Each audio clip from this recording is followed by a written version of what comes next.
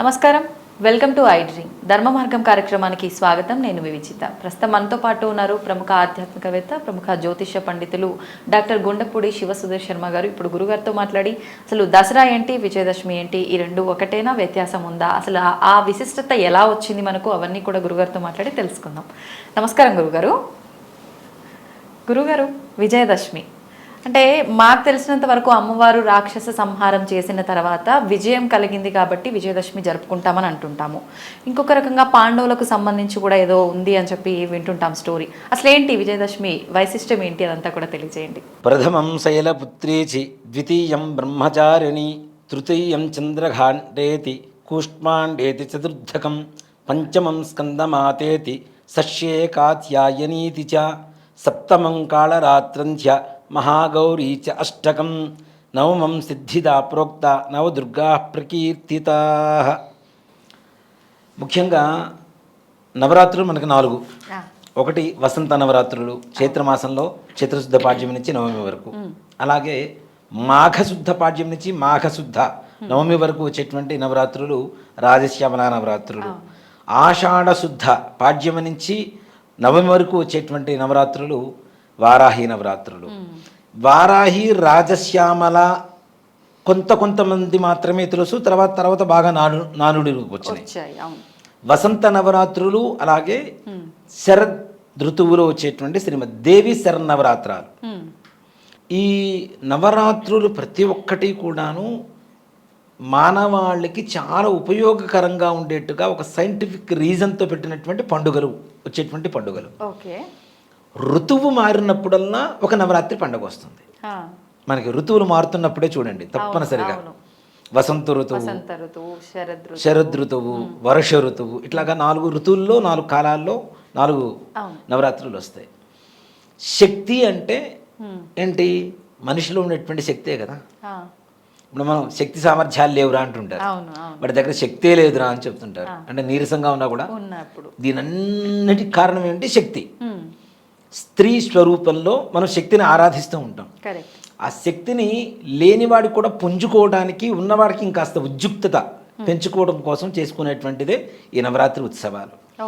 నవరాత్రి ఉత్సవాల్లో కూడా ముఖ్యంగా ఈ రోజున ఈ ప్రసాదం చేయండి, ఈ రోజున ఈ ప్రసాదం చేయండి, అవి కూడా ఆ సీజన్కి తగ్గట్టుగా వాళ్ళ ఆరోగ్యానికి కావలసినటువంటి శక్తిని ఇచ్చేటువంటి ప్రసాదాలే ఈ నవరాత్రుల ప్రసాదాలు. మొత్తం కూడా 9 రోజులు పెట్టే నివేదనలు కానీ, పూజా విధానాలు కానీ, పగలంతా ఉపవాసం ఉండి రాత్రిపూట పూజ చేయండి ప్రదోష కాలంలో.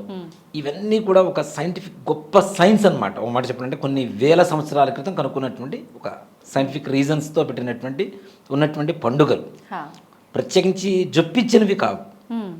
ఆయా ఋతువుల్లో, ఆయా మాసాల్లో, ఆయా తిథుల్లో ఆ దేవతల అనుగ్రహం పరిపూర్ణంగా మన మీద ఉంటుంది అని చెప్పి నిర్ణయించుకున్నటువంటి తిథులు, అంటే శాస్త్ర ప్రకారంగానే ఉన్నాయి ముందు నుంచి. ఇవన్నీ కూడా ఎప్పటి నుంచో ఉన్నాయి. ఈ దసరా అనేటువంటిది ప్రపంచం మొత్తం కూడాను అత్యద్భుతంగా చేసుకునేటువంటి పండగ. అందులోనూ మన తెలంగాణలో మరీ బతుకమ్మ అసలు విశేషమైనటువంటి పండుగ. అసలు ఎక్కడ చూసినా ఆడపిల్లల్ని కానివ్వండి, పెళ్ళైన వాళ్ళు కానివ్వండి, చక్కగా మంచిగా అలంకరించుకొని, బొట్టు పెట్టుకొని, పూలు పెట్టుకొని, కళ్ళకు పసుపు పూసుకొని, మంచిగా అంటే సుమంగళి బాలాస్వరూపంగా ఎలా అయితే ఉండాలో అలానే ఉంటూ చక్కగా పండగ వాతావరణం చేసుకునేటువంటి 10 రోజులు వచ్చేటువంటి పండగ. గవర్నమెంట్ రూల్స్ ప్రకారం కూడా మిగిలిన వాటికి దేనికి 10 రోజులు సెలవులు ఉండవు. కేవలం దసరాకి మాత్రమే 10 రోజులు సెలవులు ఉంటాయి. మన అదృష్టం నిజంగా అంతే కదా. 10 రోజులు సెలవులు, 10 రోజులు పండగ, ప్రతిరోజు ఒక దేవత అలంకారం. ఇక్కడ ఈ అలంకారాల విషయానికి వస్తే కూడాను ఒక్కొక్కరు ఒక్కొక్క చోట వారి ఇష్టానుసారంగా చేసుకుంటూ ఉంటారు. ప్రాంతాచారం, వాళ్ళ సంప్రదాయం ఏదైతే ఉంటుందో. ఇప్పుడు విజయవాడలో ఒక రకంగా చేస్తారు, శ్రీశైలంలో మరొక రకంగా చేస్తుంటారు. ఒక్కొక్క దేవాలయంలో కూడాను వారికి అనుకూలంగా ఉండేటువంటి అమ్మవార్లు కానివ్వండి, ఏవైనా ఐహిక ఆముష్మిక సుఖాన్నిచ్చేటువంటి దేవతలే. ధనపరంగా, ఆరోగ్యపరంగా, సంతానపరంగా, కుటుంబపరంగా ఏవైతే అవసరమవుతాయో ఆయా వరాలని, ఆ యొక్క అనుగ్రహాన్ని ఇచ్చేటువంటి దేవతా స్వరూపాలే అన్నీ కూడా. అయితే ఇప్పుడు శక్తి పీఠాల దగ్గరలో ఉన్న ఆ ప్రాంత ఆచారాన్ని బట్టి అది వాళ్ళు ఆచరిస్తున్నారు. దగ్గర ఉండేటువంటి శక్తి పీఠం ఏదైతే ఉంటుందో ఆ ప్రాంతంలో ఆయా ఆచారాన్ని బట్టి వాళ్ళు చేస్తూ ఉంటారు. మనకి ఇక్కడ ముఖ్యంగా మనకి చాలామంది కూడా తెలంగాణ, ఆంధ్రాలో విజయవాడని బాగా ఇదిగా తీసుకుంటాం మనం, పాటిస్తుంటాం. ఆ పద్ధతిని ఎక్కువగా పాటిస్తూ ఉంటాం. విజయవాడలో ఏ అలంకారం అయితే అదే అలంకారం మన గుళ్ళల్లో చేసుకోవడం, ఇళ్లలో చేసుకోవడం, అమ్మవారి అష్టోత్తరం పూజ చేసుకోవడం, ఇలాంటివి చేస్తూ ఉంటారు. నిజంగా ఓ మాట చెప్పాలి అంటే నవదుర్గలు, ముందుగా మన శ్లోకం చెప్పే కదా, ప్రథమం శైలపుత్రీచి, ద్వితీయం బ్రహ్మచారిణి, తృతీయం చంద్రఘంటేతి, కూష్పాండేతి చతుర్థకం, పంచమం స్కందమాతేతి, సష్యే కాత్యాయినీతి చ, సప్తమం కాళరాత్రంచ, మహాగౌరీచ అష్టకం, నవమం సిద్ధిదా ప్రోక్త, నవదుర్గా ప్రకీర్తితా. ఈ 9 దుర్గలు నవరాత్రులు. ఓకే. అందరూ కూడాను దుర్గా స్వరూపాన్ని ప్రతిరోజు పూజించాలి అంటే నాకు ఆ శక్తి చాలక ప్రసన్నమైనటువంటి దేవతా స్వరూపాలలో ఎక్కువగా పూజ చేస్తూ ఉంటారు. ఓకే. ముఖ్యంగా మొదటి రోజున బాలా త్రిపుర సుందరి. బాల అంటే ఎవరు? చిన్న పిల్ల. నిజంగా చాలామంది ఇప్పుడు సంప్రదాయం తగ్గింది, కానీ ఇప్పటికీ నేను చేస్తున్నటువంటి దేవాలయాల్లో నిజబాల పూజ అని చెప్పి చేస్తూ ఉంటాం. 8 సంవత్సరాల లోపల అమ్మాయిని తీసుకొని అమ్మాయికి ఉదయం పూట స్నానానికి కావాల్సినటువంటి, తలంటుకోవడానికి కావాల్సినటువంటి వస్తువులన్నీ ఇచ్చి, అమ్మాయిని మరలా మధ్యాహ్నం కావాలలో చిన్న చిన్న ఫుడ్ ఏదైనా పెట్టి, పండ్లు పలహారాలు ఇట్లాంటివి పెట్టి, సాయంకాల సమయంలో అమ్మాయిని మరలా దేవాలయానికి పిలిచి కాళ్ళు కడిగి, కాళ్ళకి పసుపు పూసి పారాణి పెట్టి, చక్కగా బొట్టు పెట్టి, తల జడ వేసి, పూలు పెట్టి అమ్మాయికి వస్త్రాలు సమర్పించుకుంటాం. అమ్మవారి స్వరూపంగా నిజబాల పూజ అంటారు తప్పనిసరిగా. దీన్నే కుమారి పూజ అని కూడా అంటారు. కుమారి, కౌమారి వేరు, కౌమారి వేరు, బాల వేరు. కౌమారము అంటే దాదాపు 15-16 ఏళ్ళు ఉన్న వాళ్ళు కౌమారి అంటారు. ఓకే. కాబట్టి బాల పూజ అంటే చిన్నపిల్ల, చిన్నపిల్లలకి దాదాపుగా 4-5 ఏళ్ళు, 6 ఏళ్ళు, 7 ఏళ్ళు, మహా అయితే 8 ఏళ్ళు, అంతకుమించి వయసు పెరగకుండా ఆ లోపల ఉండేటువంటి వాళ్ళని నిజబాల పూజ చేస్తాం. నిజంగా ఆ బాల పూజ చేసినప్పుడు అమ్మవారి వచ్చి తీసుకుంటుందేమో అనుకున్నంత ఆనందంగా కలుగుతుంది. అలాగే చివరి రోజున సువాసిని పూజ కూడా చేస్తాం. అంటే శాంత స్వరూపాలు ఎక్కువగా పూజ చేస్తూ ఉంటాం. అలానే బాల, గాయత్రి, సరస్వతి, దుర్గా, రాజరాజేశ్వరి, లలితా పరమేశ్వరి, భువనేశ్వరి రూపాలు ఏమైనా పూజ అమ్మకే. మరి అన్ని రూపాలున్న అమ్మ శక్తి ఒక్కటే కదా, ఒక్క రూపంగా ఎందుకు ఆరాధించకూడదు? ఇన్ని రూపాలు ఎందుకు ఆరాధించాలి? చెప్తా. ఇక్కడ ముఖ్యంగా మహిషాసురుడు అనేటువంటి రాక్షసుడు అతి బలవంతుడు. ముఖ్యంగా కోర్టులో ఏదైనా ఒక ఇది ఇచ్చాం, దాఖలాలు చేసుకున్నాం, దానికి ఎలా దశల వారీగా ఇచ్చేస్తూ ఉంటారు. లైక్ హైడ్రా ఒక్కసారిగా ముట్టడిస్తే ఏమవుతుంది? జనాలు తిరుగుబాటు చేస్తున్నారా లేదా? అలాగే అమ్మవారు రాక్షస సంహారం చేయాలి అంటే ఒక్కొక్క శక్తి రూపంలో అమ్మవారు అవతరిస్తూ ప్రయత్నం చేసింది. ఆమెలోంచి ఒక్కొక్క శక్తిని అవతరింపజేయడం, ఆ శక్తితో యుద్ధం చేయడం. అలా కాదు అనుకున్నప్పుడు ఇంకొక శక్తి, అలా కాదనుకున్నప్పుడు ఇంకొక శక్తి. చివరికి ఈ నవశక్తులు మొత్తం కలిపి మహిషాసుర మర్దనిగా అవతరించి మహిషాసుర రాక్షస సంహారం చేసింది. అంటే చిన్న చిన్నగా ప్రయత్నిద్దాం, అంతే. తర్వాత ఒక్కసారిగా మొత్తం అమ్మవారి నవశక్తిని మొత్తం కలిపి యుద్ధం చేసింది. కాబట్టి ఒక్కొక్క రోజు ఒక్కొక్క అవతార రూపంలో అవతరించింది. కాబట్టి ఆ అవతారానికి మనం ప్రాధాన్యత ఇస్తూ పూజ చేస్తూ ఉన్నాం. అలా 9 రకాల శక్తులు కలిపితేనే నవదుర్గలేని మనకి నవరాత్రులు వస్తున్నాయి, ముఖ్యంగా చెప్పాలి అంటే. అయితే ఈ నవరాత్రులలో ఎవరైతే పూజా విధానం అంటే భక్తియుక్తులతో చేస్తారో తప్పనిసరిగా అమ్మవారి అనుగ్రహం పరిపూర్ణంగా ఉంటుంది. మొదటి రోజు బాలా త్రిపుర సుందరి పూజ చేసిన రోజుకి చిట్ట చివరికి రాజరాజేశ్వరి అమ్మవారు విజయదశమి రోజున మీరు ఇంట్లో పటం పెట్టుకొని లలితమ్మవారు పటం పెట్టుకొని పూజ చేయండి. కలశాలు, విగ్రహాలు, దేవాలయాలు ఇవన్నీ తీసి పక్కన పెడతాం. మొదటి రోజున అమ్మవారి ఫోటో చూడండి, మీరు ఫోటో తీసుకోండి కావాలంటే అమ్మవారి ఫోటోని. అమ్మవారి ఫోటోని అవ్వడం ఏంటరా అని చెప్పి చాలామంది నన్ను విక్రించవచ్చేమో, కానీ 10వ రోజు అమ్మవారి ఫోటోలోనే ఒక పరిపూర్ణత్వం కనపడుతూ ఉంటుంది, మార్పు తెలుస్తుంది తప్పనిసరిగా. ఇప్పుడు నేను మా దేవాలయంలో అలంకారాలు చేస్తూ ఉంటా.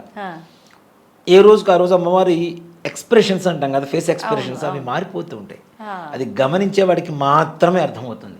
నువ్వు ఎలా చేస్తే అలా వస్తుందని కాదు, నేను ఎలా చేయాలో ఆవిడ నిర్ణయించుకొని నాతో చేయించుకుంటుంది. నేను చేయటం కూడా కాదు, ఆవిడ నిర్ణయించుకొని చేయించుకుంటుంది.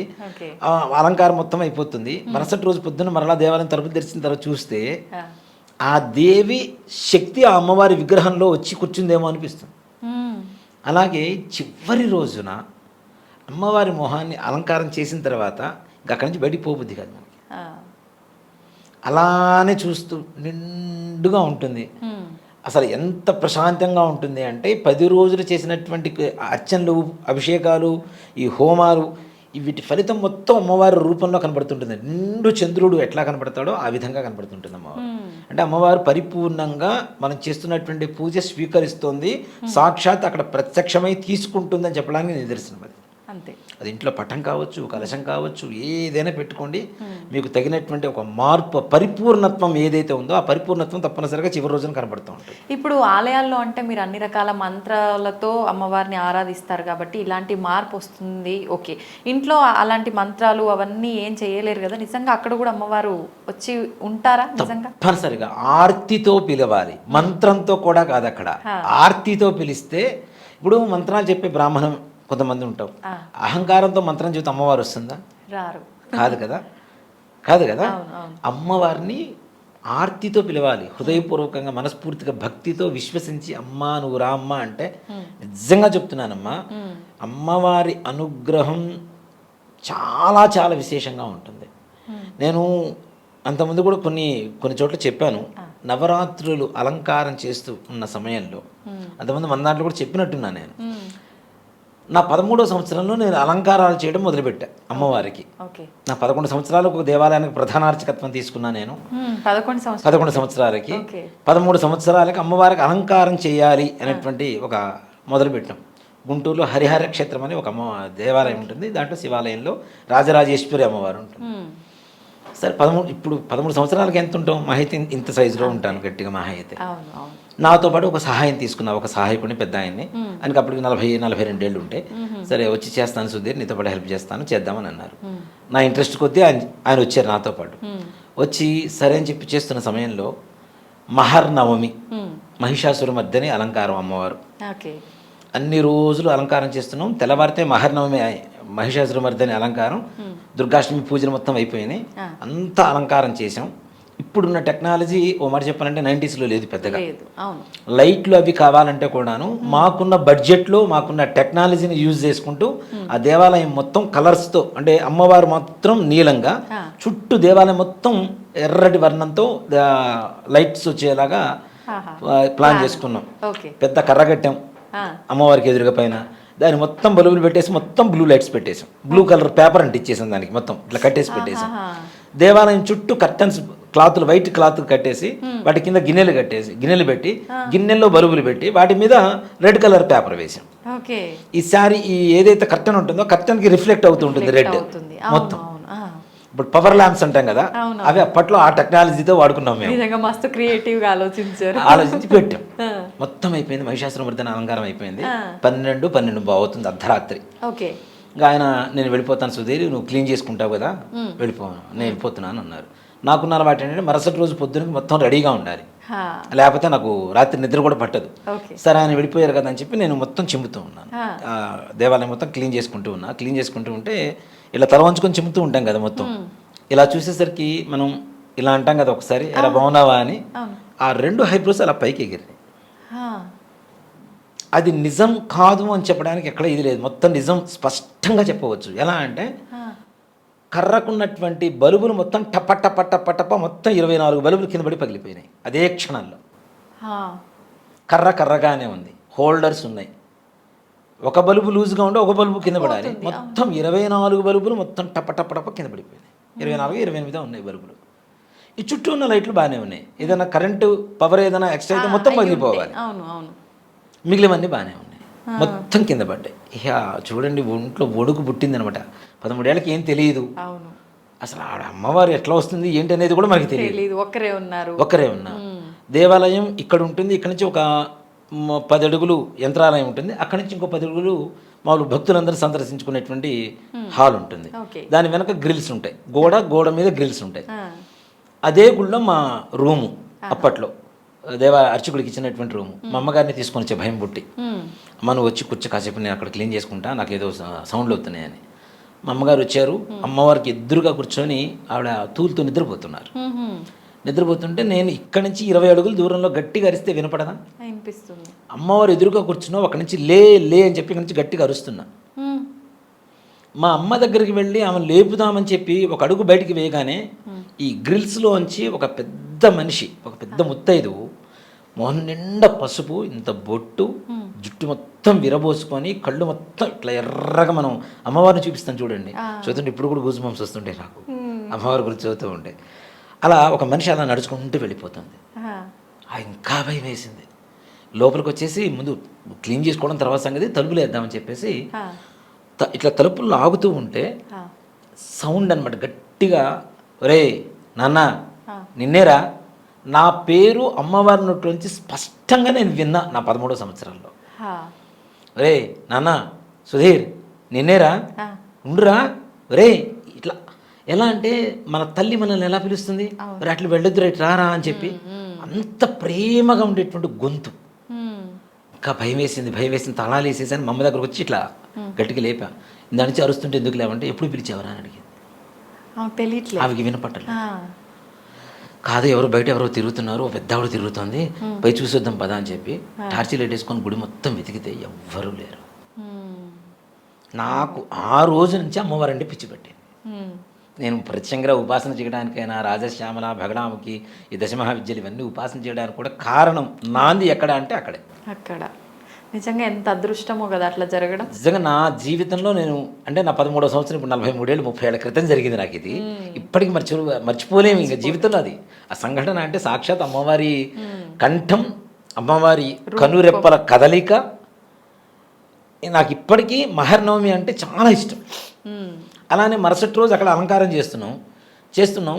ఈ నాలుక బయటికి పెడతాం కదా, నాలుక బయటికి పెడతాం ఇలా మహిషాసురమర్దిని అని. ఒక పేపర్తో కట్ చేసి దాని మీద ఒక కలర్ లాంటిది, రెడ్ కలర్ వేసి మైనం పెట్టేసి అంటిస్తాం. ఈ పెదవుల దగ్గర అమ్మవారి విగ్రహానికి అంటిస్తాం. పెడుతున్నాం కింద పడుతుంది. నేను ఇష్టం తల్లి, నాకు విసుగుపుడుతుందని చెప్పేసి మంగళసూత్రాలు ఇక్కడ ఉంటాయి కదా, మంగళసూత్రాల మీద ఆ పేపర్ పెట్టా. అట్లా పెట్టి ఇటు తిరిగాను, టక్కని ఇక్కడ ఉంది. ఏమనుకోవాలి అసలు అమ్మవారిని అక్కడ ఆటలాడుతున్నారు. అసలు నాకు ఇంకా అనిపించింది, ఇంక స్టార్ట్ అయింది అమ్మవారి లీల, ఇక్కడి నుంచి మనం వెళ్ళిపోవడం మంచిది తొందరగా. అమ్మవారి ఎక్స్పీరియన్స్ అయింది, తట్టుకోవడం కష్టం. కరెక్ట్ అది కూడా మరలా నెక్స్ట్ ఇయర్ మహర్నవమి రోజునే. ఎవరు పెట్టారంటే ఎవరు పెట్టలా, అందరం బయటే ఉన్నాం. నేను అడుగు బయటికి వేసి బయటకు వస్తున్నా, ఇట్లా తిరిగాను, నాలుగు ఇక్కడ పెట్టింది, ఇక్కడ పోయి ఎట్లా అతుక్కుంటుంది. అవును, మళ్ళీ మరుసటి రోజు సాయంత్రం తీసేంత వరకు ఆ నాలుగు ఊడల. అప్పటికి 10 సార్లు ప్రయత్నించినా ఉండనటువంటి నాలుక ఆ ఒక్కసారిగా అట్లా అంటుకుపోయింది. మహిమ చూపించారు అక్కడ, నేనున్నాను అని. ఇంకా అప్పటి నుంచి నాకు గాయత్రి అమ్మవారి 24 లక్షల సార్లు జపం చేయాలని ఒక ఆలోచన. అమ్మవారి అంటే ఇష్టం. అలంకారాలు, ఇప్పుడు నాకు అలంకార బ్రహ్మ అనేటువంటి బిరుదు అధికారికంగా శృంగేరి వారి పీఠం నుంచి ఒక దేవాలయం వారి ఇచ్చింది నాకు. కానీ నాకు 14 ఏళ్లకి మా పురోహితులు కానీ, గుళ్ళోకి వచ్చేటువంటి భక్తులు కానీ అప్పుడు ఇచ్చినటువంటి బిరుదే ఇది, అలంకార బ్రహ్మ సుధీర్ శర్మ. అంటే నాకు ఇష్టంగా చేస్తాను నేను, అది కష్టంగా ఏ రోజు భావించాలి. అమ్మవారు అంటే ఇష్టం కాబట్టి మొత్తం చేసిన తర్వాత కూడా నచ్చలేదు అంటే మళ్ళీ మొత్తం విప్పదీసి మరలా చేసేవాడిని. అంత ఓపిక ఉంది మీకు, ఇష్టం అంతే. అది ఓపిక గీపిక ఏం లేదు. నాతో పాటు ఉండే వాళ్ళందరూ ఏడుస్తుండేవాళ్ళు, మళ్ళీ విప్పదీసాడరా బాబు, మళ్ళీ చేస్తాడు, విసుకొచ్చేది వాళ్ళకి. కానీ నాకు ఆ విసుగు కాదు. మరుసటి రోజు భక్తులు పొద్దున్నే గుళ్ళోకి వస్తే అమ్మవారి రూపం కనపడాలి. రాజరాజేశ్వరి అమ్మవారు కదా, రాజరాజేశ్వరి అమ్మవారు కనపడకూడదు. అక్కడ మహిషాసురమర్దన అంటే మహిషాసురమర్దన కనపడాలి, దుర్గా అంటే దుర్గాదేవి కనపడాలి, బాల అంటే బాల కనపడాలి. అంత ఇష్టంగా అమ్మవారు చేయించుకునేది. ఇప్పటికీ నాకు నవరాత్రులు అంటే ఒక రకమైనటువంటి ఒక వైబ్రేషన్ మైండ్లో. మరుసటి రోజుకి నిజంగా అమ్మ ఒకటి చెప్తాను, అమ్మవారి అనుగ్రహం అనేది రేపొద్దున ఎలా అలంకారం చేయాలి, ఇవాళ రాత్రికి చేస్తాం, రేపు ఉదయం అలంకారం ఉంది, రాత్రికి చేస్తాం. సాయంకాలం దేవాలయానికి వెళ్ళడానికి స్నానం చేసేటప్పుడు ఒక మగ్గు నీళ్ళు ఇట్లా నెత్తిన పడగానే కళ్ళ ముందు కనబడుతుంటుంది. రేపు చేయాల్సిన అలంకారమా? అదే వెళ్ళి అక్కడ నేను డెవలప్ చేస్తా. ప్రతి దసరా ఏ అలంకారం చేసినా, ఎప్పుడు అమ్మవారికి అలంకారం చేసినా నాకు థాట్ ప్రత్యేకంగా నేను ఆలోచించిన, ఈ విధంగా ఇట్లా చేయాలని. ఆ స్నానం చేసేటప్పుడు ఏదైతే స్ఫురణకు వస్తుందో అమ్మవారు కళ్ళ ముందు కనపడుతుందో, నెక్స్ట్ డే మార్నింగ్ నాకు అక్కడ అది కనపడుతుంది అమ్మవారు. అంటే నా మనసులో ఉన్నది అది మైండ్లో ఫిక్స్ అయిపోతుందేమో తెలియదు. అక్కడికి వెళ్ళి అదే అలంకారం, అవే కలర్ శారీసు, అవే కలర్ ఫేస్ కూడా కలర్ వేయటం, అదే రూపం ఆ కలర్ దండలు కూడా అట్లానే వస్తాయి. వాళ్ళు ఇచ్చే దండలు కూడా మనం మామూలు పూల దండలు కావాలని ఆర్డర్ ఇస్తాం కానీ ఇలా ఈ రంగే కావాలని చెప్పాం కదా, కానీ వాడు మాత్రం మరుసటి రోజుకి అవే తీసుకొచ్చి ఇస్తారు. అన్ని ఆమె అలా చేయించుకుంటారు. ఆవిడ సంకల్పంతో జరుగుతున్నటువంటి కార్యక్రమం ఇది, ఓ మాట చెప్పాలి. అంతే అంతే. కాబట్టి నవరాత్రుల్లో భక్తితో చేస్తే రోజుకో ప్రసాదం పెట్టామా లేదా ఇవన్నీ తీసి పక్కన పెడదాం. ఆత్మ నివేదన పెట్టండి, ఆత్మ నివేదన చేయండి. ముందు మనస్సుని అమ్మవారి మీద లగ్నం చేస్తే తప్పనిసరిగా అమ్మవారు పలుకుతుందా అంటే పలికి తీరాల్సిందే, అనుమానమే లేదు ఎటువంటి పరిస్థితుల్లో. మొదటి రోజు బాల, రెండో రోజు గాయత్రి, మూడో రోజు అన్నపూర్ణ, నాలుగో రోజు లలిత, ఐదో రోజు భువనేశ్వరి, ఆరో రోజు సరస్వతి, ఏడో రోజు వచ్చేసరికి మహాకాళి, ఎనిమిదో రోజు దుర్గాష్టమి దుర్గా, తొమ్మిదో రోజు మహర్నవమి, 10వ రోజు రాజరాజేశ్వరి. ఈ 10వ రోజు రాజరాజేశ్వరి అలంకారం అనేది ఇప్పుడు చాలా మందికి అనుమానం ఉంటుంది. నవరాత్రులే కదా 10వ రోజు ఎందుకు పూజ చేయాలి అంటే, హస్తా నక్షత్రంతో నవరాత్రులు ప్రారంభమవుతాయి, శ్రవణ నక్షత్రంతో అంత్యమవుతాయి. ఓకే. ఈ శ్రవణ నక్షత్రం ఉన్న సమయంలోనే అమ్మవారిని అక్కడి నుంచి ఉద్వాసన చెప్పాలి. మనం కలశం పెడతాం కదా, కలశం కానీ ఫోటో కానీ ఏదైనా అది అక్కడి నుంచి మంగళవారం రోజున అదే శ్రవణ నక్షత్రంలో మాత్రమే మనం ఉద్వాసన అనేది పలకాలి. కాబట్టి 10వ రోజు కూడా ఉదయం కూడా పూజ చేయాలి. ప్రతిరోజు సాయంకాలం వరకు ఉపవాసం ఉండి అప్పుడు పూజ చేసుకుని భోజనం చేస్తున్నాం కదా, మరి 10వ రోజు ఎలా చేయాలంటే మధ్యాహ్న సమయంలో అమ్మవారిని పూజ చేసుకొని ఉదయం పూట ఉద్వాసన చెప్పి మధ్యాహ్న సమయంలోనూ భోజనం చేయాలి తప్పనిసరిగా. పండుగ రోజు కాబట్టి తప్పనిసరిగా. మరి విజయదశమికి దసరాకి సంబంధం ఏంటి? విజయదశమి వేరు, మన నవరాత్రులు వేరు. విజయదశమి అంటే పంచపాండవులకి విజయం కలిగినటువంటి రోజు కాబట్టి విజయదశమిగా వచ్చింది. Okay okay. అలాగే అమ్మవారు నవరాత్రులు 9 రాత్రులు యుద్ధం చేసి రాక్షస సంహారం చేసి 10వ రోజు ప్రశాంతంగా ఉంటుంది. రాజరాజేశ్వరి అంటే ప్రశాంతత కదా, రాజ్యాన్ని ప్రపంచాన్ని పరిపాలించేటువంటి శక్తి అని చెప్పి రాజరాజేశ్వరికి పేరు. ప్రశాంతంగా ఉంటుంది. కాబట్టి ఈ నవరాత్రుల్లో పూజ అయిపోయిన తర్వాత 10వ రోజు ఏదైతే ఉంటుందో, పాండవులు యుద్ధానికి వెళ్ళేటప్పుడు యుద్ధానికి ముందుగా అజ్ఞాతవాసం చేశారు, అరణ్యవాసం చేశారు, అజ్ఞాతవాసం చేశారు. అజ్ఞాతవాసం చేసేటప్పుడు వీళ్ళ చేతుల్లో ఆయుధాలు ఉంటే వీళ్ళని గుర్తుపెట్టడం ఈజీ. గద ఉంటే భీముడు అంటారు, ధనస్సు ఉంటే అర్జునుడు అంటారు, అవునా? అట్లానే ఒక్కొక్కరికి ఒక్కొక్క రకమైనటువంటి ఆయుధాలు ఉన్నాయి. కాబట్టి ఈ ఆయుధాలు మొత్తం ఏం చేయాలి అని చెప్పి ఆలోచించి ఒక జమ్మి చెట్టు మీద ఒక కట్టగా పెట్టేసి వెళ్ళిపోయారు. ఈ ఆయుధాలు ఇతరులు ఎవరన్నా చూస్తే కళేబరంలాగా సర్పాల్లాగా కనపడతాయి. మరలా ఈ పాండవుల్లో ఎవరైనా వీళ్ళు వెళ్ళి తీసుకునేటువంటి అవకాశం మాత్రమే అక్కడ కనపడుతూ ఉంది. అంటే అలా ఏమైనా వాళ్ళు మంత్రంతో అలా చేశారా? శక్తితో అక్కడ బంధించేసి ఆ చెట్టు మీద పెట్టేశారు, జమ్మి చెట్టు మీద. అవునా?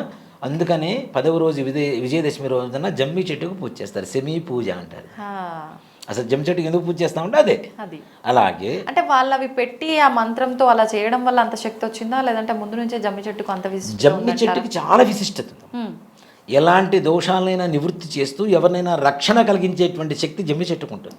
అలాగే నవగ్రహాల్లో శనీశ్వరుడికి అత్యంత ప్రీతికరమైనటువంటి సమిధ వృక్షం కూడా. శనీశ్వరుడికి సెమి వృక్షమే శనీశ్వరుడికి సమిధగా వాడుతూ ఉంటాం. అంటే అత్యంత శక్తివంతమైనటువంటిది. ఎవరు ఏ రకమైనటువంటి కోరికను కోరుకుంటూ ఉంటారో ఆ కోరికను తీర్చేటువంటి శక్తి ఆ యొక్క సెమి వృక్షానికి ఉన్నది. కాబట్టి వీళ్ళు మంత్ర గర్భితంగా ఆ ఆయుధాలన్నీ కూడా సెమీ చెట్టు మీద పెట్టేసి వెళ్ళిపోయారు. కాబట్టి అజ్ఞాతవాసం పూర్తయిన తర్వాత మరలా వచ్చి సెమీ వృక్షానికి పూజ చేసి, రాముడు కూడా రావణాసురుడి మీద యుద్ధానికి వెళ్ళేటప్పుడు తప్పనిసరిగా సెమీ వృక్షానికి పూజ చేసి వెళ్ళారని చెప్పి శాస్త్రం చెప్తోంది. రాముడు రావణాసురుడి మీద యుద్ధానికి వెళ్ళాడు. ఈ సెమీ పూజ అప్పుడు కూడా శ్లోకం చెప్తారు కదా, ఆ శ్లోకంలో పరమార్థం అదే. అర్జునుడికి రాముడికి జయం కలిగించింది ఎవరు అంటే సెమీ వృక్షం వల్ల అని చెప్తారు. మనం ఏదైనా అందుకనే సెమీ వృక్షం పూజ చేస్తాం కదా, పూజ చేసిన తర్వాత ఏం చేస్తాం, ఒక ఆకు తీసుకొచ్చి మన పాకెట్లోనో లేదంటే వాలెట్లోనో లేదా ఇంట్లో బీరువాలోనో పెట్టుకుంటాం కదా. అంటే అది ఉంటే విజయం చేకూరుతుంది, ప్రతి కార్యంలో జయం కలుగుతుంది అని చెప్పడం కోసం. ఇప్పుడు ఇంట్లో పెద్దవాళ్ళకి వాళ్ళకి కూడా పెట్టి నమస్కారం తీసుకుంటాము. అది ఓ మాట చెప్పాలంటే అది ప్రాంతాచారం నుంచి వచ్చింది, అది అన్ని చోట్ల లేదు. దీన్ని పారువేట అంటారు, సెమీ పూజని పారువేట అంటారు. వేరే చోట ఎక్కడో చెట్టు ఉంటే ఆ చెట్టు దగ్గరికి వెళ్ళి దానికి కావాల్సినటువంటి నైవేద్యాలు బలులు ఇట్లాంటివి, కొంత ప్రాంతాల్లో జంతు బలులు కూడా ఇస్తూ ఉంటారు. అక్కడ ఆ జంతు బలులు మొత్తం నిషేధించిన తర్వాత ఆ మేక తోకని కొద్దిగా అట్లా కోసేసి అక్కడ పడేసి వస్తారు, రక్తాన్ని దాన్ని బలి చేసి వస్తుంటారు. ఇప్పటికీ కూడా చేస్తూనే ఉన్నారు కొన్ని చోట్ల. అంటే రక్తబలి, ఆయుధ పూజ అంటాం కదా. పూజ, అవును. ఇప్పుడు మనం పండుగ రోజునే కదా వాహనాలన్నీ పూజ చేసుకుంటాం కదా, అట్లా ఆయుధ పూజ కాబట్టి దానికి ఆ రక్త తర్పణ ఇచ్చేసి వస్తారనమాట.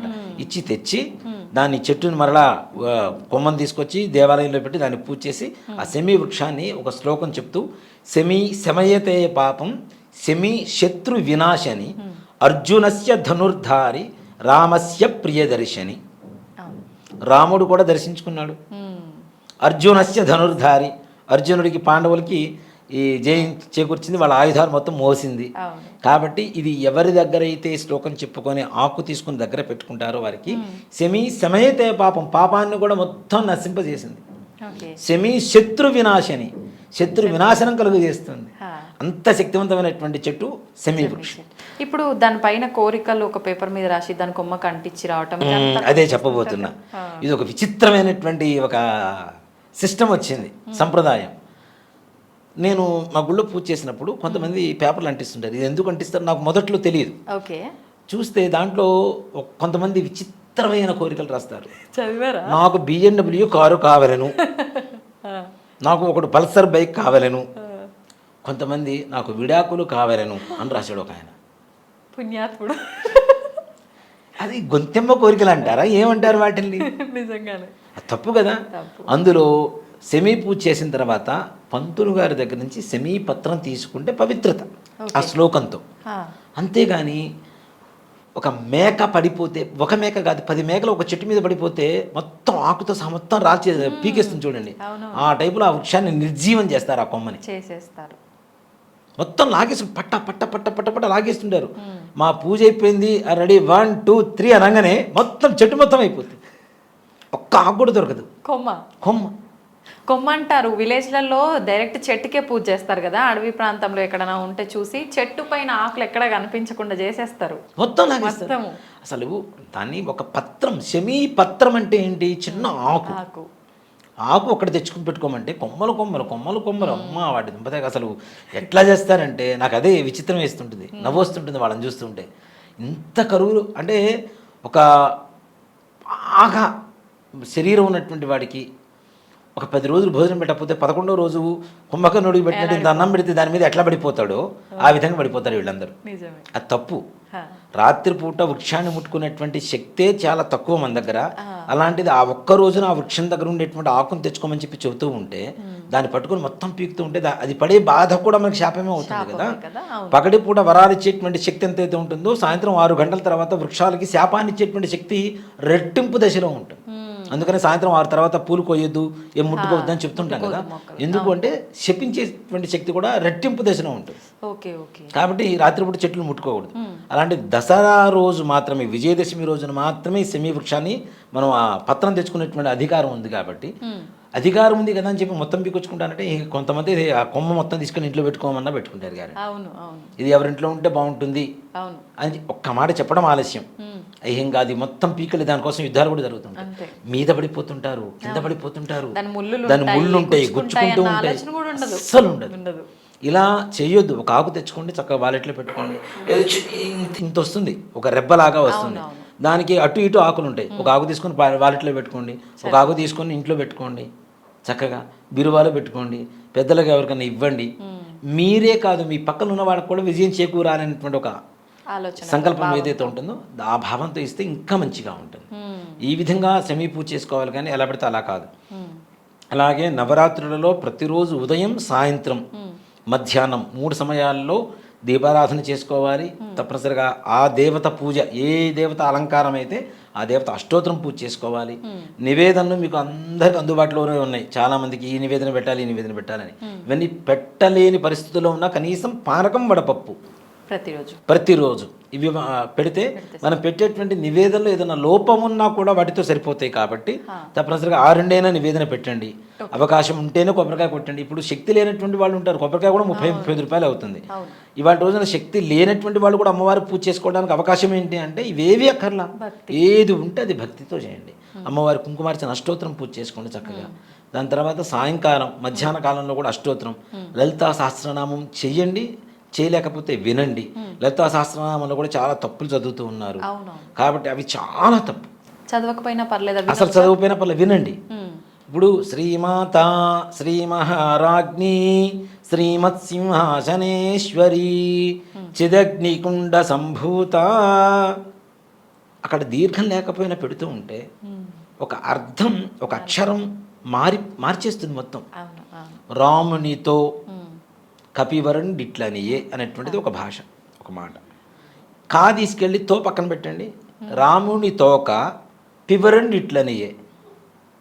కా ఒక్క కానే మారింది పక్కకి, అర్థం మారిపోయిందా లేదా? చాలా మారిపోయింది. చండీ సప్తశతిలో ఒక శ్లోకం ఉంటుంది. ఒక గురువు గారి దగ్గరకు ఒక శిష్యుడు వెళ్ళి నాకు చండీ సప్తశతి కావాలని అడిగాడు. నాకు విద్యాభ్యాసం చేయండి అంటే చేశాడు ఆయన. చేసిన తర్వాత శిష్యుడు వచ్చాడు, కొన్ని రోజుల తర్వాత పెళ్లి చేసుకున్నాడు, భార్య చనిపోయింది. మరలా పెళ్లి చేసుకున్నాడు, మళ్ళీ భార్య చనిపోయింది. మళ్ళీ పెళ్లి చేసుకున్నాడు, మళ్ళీ భార్య చనిపోయింది. ఎందుకు అట్లా అవుతుంది? ఇలా భార్యలు చనిపోతూనే ఉన్నారు. 5 భార్యలు చనిపోయిన తర్వాత గురుగారి దగ్గరికి వెళ్ళాడు. వీడికి డౌట్ వచ్చింది, నేను చేస్తున్న దాంట్లో ఏదో తప్పు ఉంది, గ్యారంటీ అని చెప్పి వెళ్ళి గురుగారు నా భార్య ఇట్లా చనిపోతున్నారు, అసలు నేను చేస్తున్న చండీలో ఏమైనా తప్పు ఉందా ఒకసారి చెప్పండి అంటే వాడు శ్లోకాలు చెప్తూ ఉన్నాడు. దాంట్లో భార్యానాం రక్షతు భైరవి అని చెప్పి ఒక శ్లోకం వస్తుంది. వీడు భార్యానాం భక్షతు భైరవి, రా భా ఒకటే అక్షరం, భక్షతు అంటే పోతున్నా. మరి నువ్వు చేస్తున్న తప్పు ఇదేరా, ఒక్క అక్షరమే ఇంత అర్థాన్ని మార్చింది, నీ భార్యలు చనిపోవడానికి కారణం ఇదేరా అని చెప్పాడు. అంటే అసలు చదవకపోయినా పర్లేదు, విన్నా పర్లేదు. నవవిధ భక్తుల్లో శ్రవణం అనేది చాలా విశేషమైనటువంటిది. కాబట్టి విన్నా పర్లేదు, కానీ లేని పొంది రాగాలు తీసి ఎవరిష్టానికి వాడు ఒక సంగీతంలాగా దాన్ని మార్చేసి, అందరూ సంగీత విద్వాంసులే, ఎవరికి వాళ్ళు గానకోకిల, అసలు అంటే దాన్ని మారుస్తున్నారు. అలా మార్చడం అనేది తప్పు. ఉన్న దీర్ఘాలు తీసేసి లేని వాటికి దీర్ఘాలు పెట్టి, ఒత్తులు పెట్టి, ఉన్న వాటికి ఒత్తులు తీసేస్తే దాని అర్థం మారిపోతుంది, వచ్చే పరమార్థం మారిపోతుంది. అంతే. కాబట్టి దయచేసి లలితా సహస్రనామం కానీ, ఖడ్గమాల కానీ, త్రిశతి కానీ ఏవైనా చేసేటప్పుడు జాగ్రత్తగా చేయాలి. 1కి 2 సార్లు వింటూ ఉంటే నోటికి వస్తూ ఉంటుంది. అప్పుడు పుస్తకం తీసుకొని చక్కగా చదువుకోండి. దానివల్ల ఉపయోగం ఉంటుంది. కానీ ఎలా పడితే అలా చదివితే మాత్రం వచ్చేటువంటి పర్యవసానం వేరే విధంగా ఉంటుంది. కాబట్టి ఉదయం, మధ్యాహ్నం, సాయంత్రం లలితా సహస్రనామం అష్టోత్తరంతో పూజ చేసుకోండి. చక్కగా వింటూ మా పక్కన పెట్టుకోండి, ఆడియో వింటూ పూజ చేసుకోండి, నివేదన పెట్టండి, ఆ ప్రసాదం తీసుకోండి, రాత్రిపూట తీసుకోండి. తప్పనిసరిగా 9 రోజులు నిష్టగా చేయగలిగితే అమ్మవారు మన ఇంట్లో తిరిగినటువంటి అలికిడి శబ్దం అనేది మన చెవుల్లో పడుతూనే ఉంటుంది. గ్యారెంటీ. అర్ధరాత్రి పూట ఉలిక్కిపడి లేచి కూర్చోపోతే అడగండి. అంటే అది భయం కాదు, అమ్మవారు వచ్చిందని చెప్పడానికి సంకేతం. ఓకే. ఇప్పుడు 9 రోజులు వేలు కాని పక్షంలో 3 రోజులు 5 రోజులు కూడా అవకాశం ఉందంటారు కదా? అవును. అలా చేసుకోవాలంటే ఏ తిథుల్లో చేసుకోవాలి? ముఖ్యంగా 5 రోజులు లేదు, 3 రోజులు చేస్తాం. 3 రోజులు. ఓకే. సరస్వతి అమ్మవారి అలంకారం, మూలా నక్షత్రం, దుర్గాష్టమి, మహర్నవమి, ఈ 3 రోజుల్లో కూడా అంటే 5 రోజులు ముందు 6 రోజులు ఏవైతే ఉంటాయో అవి అవకాశం లేకపోతే ఆడవాళ్ళకు ఉండేటువంటి ఇబ్బందులు కావచ్చు, వేరే మహిళలు కావచ్చు, పురులు కావచ్చు, అలాంటివి ఏమన్నా ఉంటే చేసుకోలేకపోతే మిగిలిన 3 రోజుల్లో ఒకే ఇంట్లో ఇప్పుడు 4-5 అమ్మాయిలు ఉంటారు, ఇబ్బందికరమైనటువంటి వాతావరణం ఉంటుంది. అలాంటి వాళ్ళకు కూడా కుదరకపోతే కనీసం మిగిలిన 3 రోజుల్లో చేసుకోవచ్చు. ఈ 3 రోజులు కూడా చేయలేమనుకునేటువంటి వాళ్ళు మాత్రం తప్పనిసరిగా చివరి రోజైనా సరే అమ్మవారిని పూజ చేసుకోవటం. ఇలా లేదు, అమ్మవారి దేవాలయానికి వెళ్ళండి, సరిపోతుంది. అక్కడ కూర్చొని కుంకుమార్చన జరుగుతుంటే, ప్రతి దేవాలయంలో జరుగుతూనే ఉంటే కుంకుమార్చన చేయించుకోండి, దర్శనం చేసుకోండి, తీర్థప్రసాదాలు తీసుకొని రండి. నియమంగా మీరు ఉండండి, మనస్సుని నియమంగా ఉంచుకోండి. అంతేగాని ప్రతిరోజు కూర్చొని గంటలు అమ్మవారికి పూజ చేస్తేనే అవుతుంది అనేది మాత్రం తప్పు. ఓకే. మనస్ఫూర్తిగా 10 నిమిషాలు చేయండి. మనసు లేకుండా గంటలు చేసి మాత్రం ఏ ఉపయోగం? చేస్తుంటారు, చాలా మందిని చూస్తుంటాను. శ్రీమాత శ్రీ మహారాజ్ని ఏమే ఉప్పేసావా, ఈ రకమైనటువంటి ఇవి నిజంగా ఎక్కువ ఉన్నాయి. పప్పు మాడిపోతుంది చూడు, విజిల్స్ వచ్చినాయి, 3 వచ్చినాయి, ఇవే రకమైనటువంటి వీళ్ళ ఆలోచన ఎక్కడుంది? అమ్మవారి మీద లేదు, ఇంట్లో వంటింట్లో ఉండే కిచెన్ మీద ఉంది.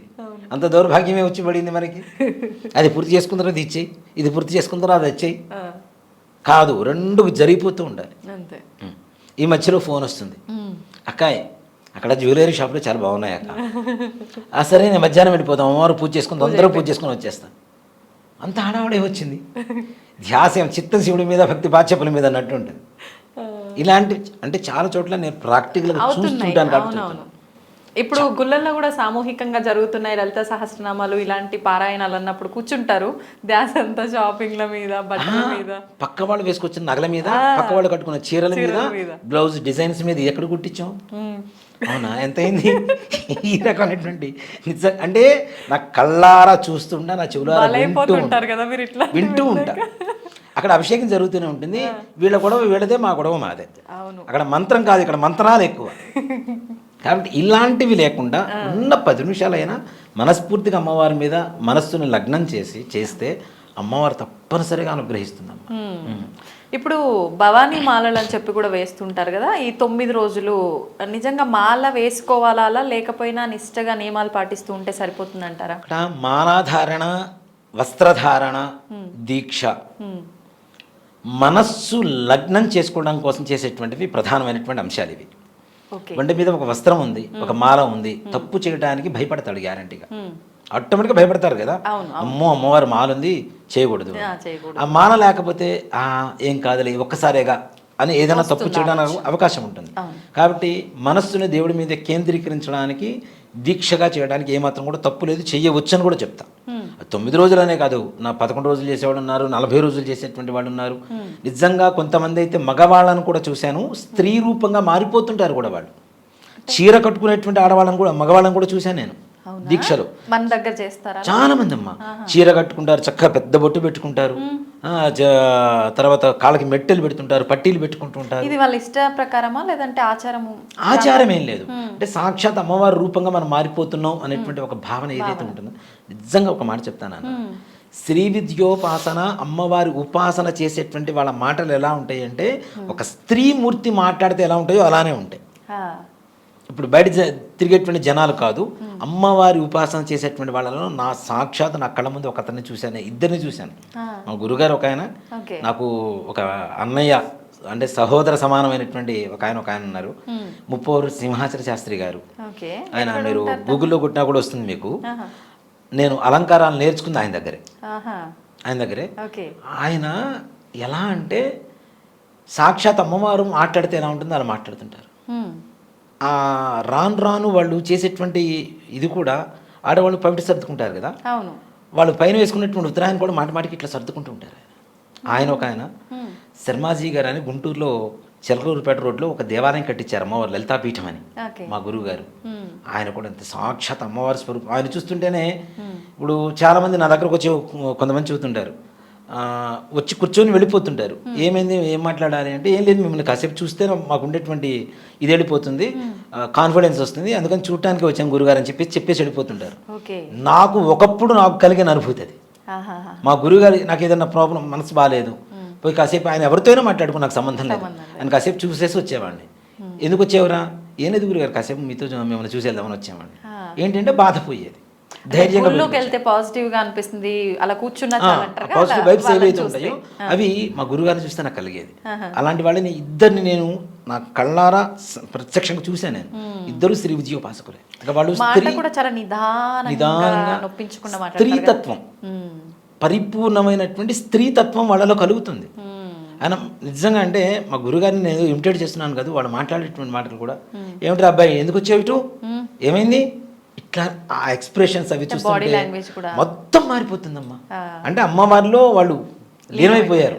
అలాంటి తత్వమే ఇప్పుడు చాలామంది దీక్ష తీసుకునేటువంటి వాళ్ళు కూడా మగవాళ్ళు చేస్తూ ఉంటారు. కాళ్ళకి మెట్టెలు పెట్టుకుంటారు, పట్టీలు పెట్టుకుంటారు, పసుపు పూసుకుంటారు, ముఖానికి పసుపు పూసుకుంటారు, పెద్ద బొట్టు పెట్టుకుంటారు, చేతికి గాజులు వేసుకుంటారు, చీర కట్టుకుంటారు. ఇలాంటి వాళ్ళని కూడా చాలా మందిని చూశాను నేను. అలా వాళ్ళని చూస్తుంటే నిజంగా భయం వేస్తుంటుంది కొంతమందికి, కానీ చూస్తే అమ్మవారి తత్వం అది అంతే. ఎర్రటి చీర కట్టుకొని అంత బొట్టు పెట్టుకొని బయట తిరుగుతుంటే ఎలా ఉంటుంది మనకి. నిజంగా అమ్మవారి గజ్జల శబ్దం అయితే ఘల్ ఘల్ ఘల్ మనం మోగుతూనే ఉంటుంది అమ్మవారి శబ్దం. నేను హైదరాబాద్ వచ్చిన తర్వాత కూడా రామకృష్ణాపురంలో ఉండేవాడిని. కరెక్ట్గా రాత్రి 2:30 నుంచి 4 లోపల మా ఇంట్లో ఎవరికి నిద్ర ఉండేది కాదు. ప్రత్యంగిరి అమ్మవారి దేవాలయం పక్కన మేము మా ఇల్లు. నేను ఆ దేవాలయంలో కొన్ని రోజులు పనిచేశాను, హోమాలకి వాటికి పనిచేశాను. వచ్చి పడుకునేవాడు. 2:30కు మొదలయ్యేది ఘల్ ఘల్ ఘల్ అని శబ్దం. ఎంత అంటే ఆ విండో పక్క నుంచి వెళ్తున్నట్టే ఉంటుంది, బెడ్రూమ్ విండో. అమ్మవారు గలగలగల సౌండ్ వస్తూ ఉంటుంది. చుట్టూ చూస్తే ఎవరు ఉండేవాడు కాదు. పోనీ అది నా ఒక్కడి భ్రమ అనుకుంటే ఒకరోజు నాకు వినపడింది, చూశాను, వారం రోజులు విన్నాను. వారం రోజుల తర్వాత మా ఆవిడకి చెప్పాను, ఏదో శబ్దం వస్తుంది వింటున్నావా అంటే, నాకు కూడా వస్తుంది వారం రోజుల నుంచి. మా పిల్లలకి చెప్పాను, మా పిల్లలకి వస్తుంది, మా అమ్మగారు, వీళ్ళందరితో వాడు మా ఇంటికి వచ్చి ఏ బంధువులు వచ్చినా వాళ్ళకందరికీ వినపడుతూనే ఉంటుంది. గల్ గల్ మన సౌండ్. అమ్మవారి దగ్గరికి వెళ్ళి, అమ్మ ఈ పిల్లలు భయపడుతున్నారు, వచ్చావు బాగానే ఉంది, భయపడుతున్నారు ఈ పిల్లలు, తట్టుకునే శక్తి కూడా కావాలి కదా అంటే, ఆ తర్వాత నుంచి ఆ శబ్దం నిదానంగా తగ్గుతూ వచ్చింది. ఓకే. ప్రతిరోజు రాత్రిపూట మొత్తం ఇండిపెండెంట్ హౌస్ అది, ఆ పైన ఓనర్స్ ఉండేవాళ్ళు, కింద మేము ఉండేవాళ్ళం, చుట్టూ తిరిగేవాళ్ళం అందరం, ఎవ్వరు ఉండరు. మళ్ళీ లోపలికి రాగానే మళ్ళీ గజ్జల శబ్దం. అంటే అమ్మవారు ఈ నవరాత్రుల్లో పూజ చేస్తే మన ఇంటికి వస్తుంది, మన ఇంట్లో ఉంటుంది, మనం చేసే పూజని స్వీకరిస్తుంది, మనకి అనుగ్రహాన్ని పరిపూర్ణంగా కలుగజేస్తుందని చెప్పడానికి ఏమాత్రం కూడా సందేహం లేదని చెప్తాను. అంత పరిపూర్ణంగా ఉంటుంది అమ్మ అనుగ్రహం.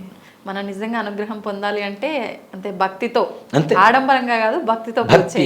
ఆడంబరం ఏముందమ్మా, కోటి రూపాయలు ఉన్నవాడు ఎవరైనా చేస్తారు, అంతే. కానీ భక్తి అనేది 100 కోట్లు ఉన్న భక్తి రాదు. భక్తి ఉన్న వాడికి 100 కోట్లతో సంబంధం లేదు, అంతే, ఒకటే మాట. నిజంగానే అవునా? భక్తి ఉన్న వాడికి ఎక్కడ కూర్చొనైనా ఏ చిన్న రాయిలో అయినా అమ్మని చూసుకుంటాడు. అవును. భక్తి లేనటువంటి వాడికి ఓ కోట్లు ఖర్చు పెట్టి ఎంత చేయాలనుకుంటాం, అవన్నీ ఏం అక్కర్లేదు, అమ్మవారే చూసుకుంటుంది మొత్తం దగ్గర. నిజంగా మనకేం కావాలో ఆమెకు తెలియదా అమ్మవారికి? తెలుసు. మనం అది కావాలి ఇది కావాలని కోరుకోవాల్సిన అవసరం లేదు. మనకేం నాకేం కావాలో నీకు తెలుసు కాబట్టి నువ్వు ఏదిస్తే తీసుకుంటా అని చెప్పమండి. అమ్మవారి సంకల్పం చేసుకోండి, ప్రతి ఒక్కటి అమ్మవారు ఇస్తూనే ఉంటుంది. మనకి కష్టాలు రావని చెప్పను, మనం చేసుకున్న కర్మ మనకు కష్టాలు రాకుండా ఎలా ఉంటాయి? ఇప్పుడు చెయ్యి మనదే, కత్తి మన ఇంట్లోదే, కోసుకుంటే రక్తం రాదా, నొప్పి రాదా? కాబట్టి మనం చేసుకున్న కర్మకి మనం అనుభవించాలి. కానీ కష్టాల నుంచి దాటవేసేటువంటి మార్గాన్ని చూపిస్తుంది అమ్మవారు. చేపట్టుకొని ఆ నదిని దాటిస్తుంది, మనకి కష్టాల నదిని దాటించి ఒక తీరానికి చేరుస్తుంది. ఓకే. ఇప్పుడు ఉపవాసం అన్నారు కదా, కొంతమంది అంటే మధ్యాహ్నం తిని అలా చేస్తారు, కొంతమంది నైట్ తిని డే అంతా ఉంటారు, కొంతమంది అసలు మొత్తం లిక్విడ్స్తోనే ఉంటారట, రకరకాలుగా చేస్తుంటారంట. అసలు ఎలా చేయాలి ఉపవాసం? ఓ మాట చెప్పాలి అంటే, రాత్రి పూజ, నవరాత్రుల పూజ కాబట్టి రాత్రిపూట పూజకి ప్రాధాన్యత ఎక్కువ ఉంటుంది. ఉదయం అంతా ఏం తినకుండా ఉండాలంటే అసలు ఏం తినకుండా ఉండొద్దు, ఓన్లీ లిక్విడ్సే. నీరసం వస్తూ ఉంటుంది, ఏదైనా ఫ్రూట్స్ తినండి, లేదు అవకాశం లేదు ఉప్మా చేసుకొని తినండి చక్కగా.